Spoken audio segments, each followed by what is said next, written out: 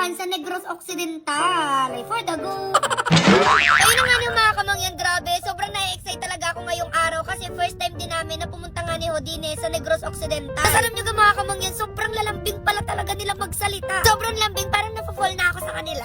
Alay, hindi. Hindi ka mga kamangyan, doon sa amin sa Mindoro, ang malawak talaga doon, mga taniman ng palay, gayan. Hindi daw ang marami ay mga taniman ng tubo. Sobrang na-excite ako mga kamangyan, gawa ng dati ng mga bata pa kami. May mga tanim-tanim din kami ng mga tubo doon sa paligid namin. So nga nila ako ay sobrang unti naman yung para mga 5 piraso laang. Ala, sobrang unti. So sa mga hindi ko nakakaalam dyan mga kamangyan, yun o yung sugar cane at kaya ho tayo may asukal ay dahil ho doon. O di ka parang feeling ko ngayon tali-talina ko na.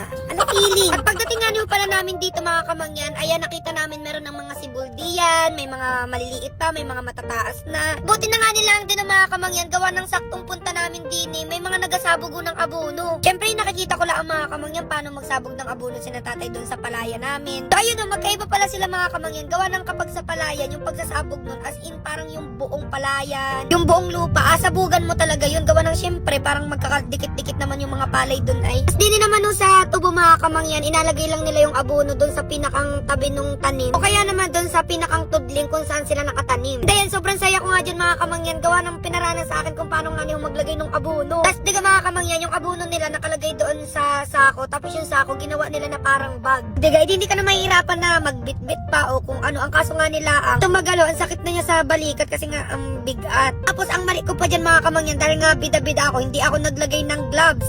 Pala dapat magsuot ka ng gayon kasi after nyan, ang daming parang nagpantal-pantal ako. Kaya siguro na sobrang tapang ng gamot. Tapos kung sa palay mga kamangyan na ani na mga 3 to 4 months, din sa tubo 10 to 14 months. Grabe pagkatagal-tagal. Pero kaya daw naman yung sulit mga kamangyan kasi after mo nung ani, may mga naiiwan doon ng mga ugat-ugat. Tubo ulit yun. So ang pinaka-maintenance mo na lang doon yung abono, gayan. And ayun mga kamangyan, kung makikita nyo, sobrang lawak talaga nyan. And buti na lang meron din sila na ring higanting drone. Bala rin nga nyo pala mga kamangyan, yung DJI Agras T70P. Yan yung perfect talaga mga kamangyan kapag garing mga malalawak yung taniman. Pa-ekta-ektarya yan mga kamangyan. Ako saglitan lamang yan, tapos na. Makakatipid ka talaga ng bonggang-bongga sa oras, sa labor. Yan ang mga kamangyan, mapapabilis yung pag-aabono, yung pag-spray diyan sa tubuhan. Hanggang 70 liters so pala yung spray tank niyan mga kamangyan. Tapos yung spreading tank naman niya 100 liters. So wag din kayo mag-alala, kaya niyong umiwas sa mga puno, sa mga poste, o kung ano mga nakaharang diyan. So iwas sira. I-set up mo lang din yan mga kamangyan para pantay yung sabog, yung spray. So, syempre mas safe din siya mga kamangyan kasi syempre hindi mo siya malalanghap yung mga gamot-gamot diyan. Madalas doon nakakakuha ng sakit yung mga magsasaka. So yun, sobrang nag-enjoy talaga ako din mga kamangyan, and I think babalik ako dito para mag-ani ng tubo. Ala. So ayun, mag-comment kayo mga kamangyan kung saan lugar pa tayo mapunta. Dala-dala aring higanti nating drone. For the go!